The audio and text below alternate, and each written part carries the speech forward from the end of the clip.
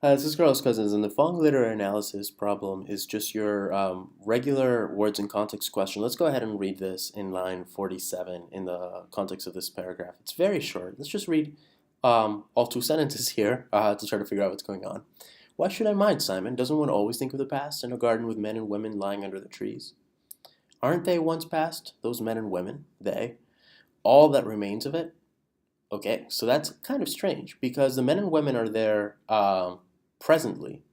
So it looks like those people that she sees around her are all that remains of her past.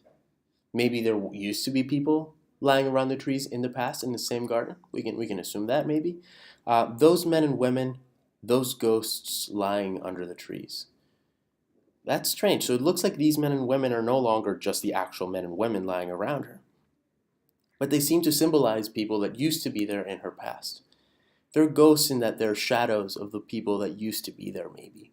That's what I would believe here. Ghost means. Another interpretation might be that they sort of represent an idealized version of who the people were, or something like that. Since this is followed by one's happiness, one's reality.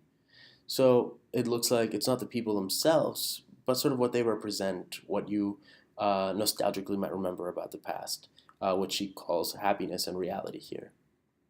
So let's go ahead and consider the answer choices. Is it that they're there to imply that Eleanor remembers friends and family who have now passed away?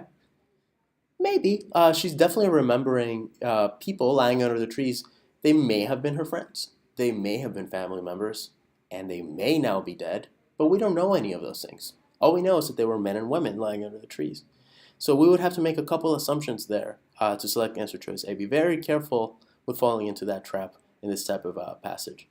Let's go ahead and consider answer choice B now. Kew Gardens is haunted by ghosts from the past.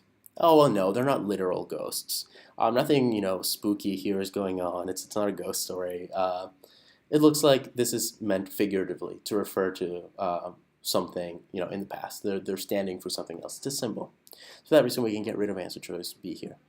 C says, the men and women lying under the trees of the garden remind Eleanor of a life that is no more. Well, yeah. So if she's remembering the past here, she's remembering things, right?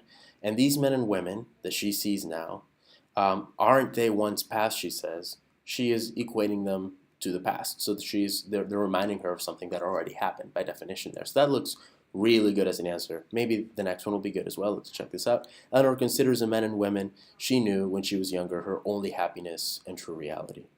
Okay, well, they're her happiness and reality. But we don't know that. Well, maybe that does imply, since we're saying one's happiness and reality, that it would be the only. Or I guess, yeah, you could. This is a good inference if you thought that. But her true reality is a tougher one. It is in the past, and there's nothing here saying that the past is somehow more real than the present to her. Maybe that is what she meant to infer, but it's not really laid out here. And these both look really good, by the way. Between these two, though, since this isn't really laid out explicitly, I'm going to say that answer choice C is a little bit better. Clearly, these ghosts are reminding her of the past. It's not clear whether or not this is really her only happiness and true reality. So we can go ahead and get rid of that. I hope that helps this problem, and happy prepping.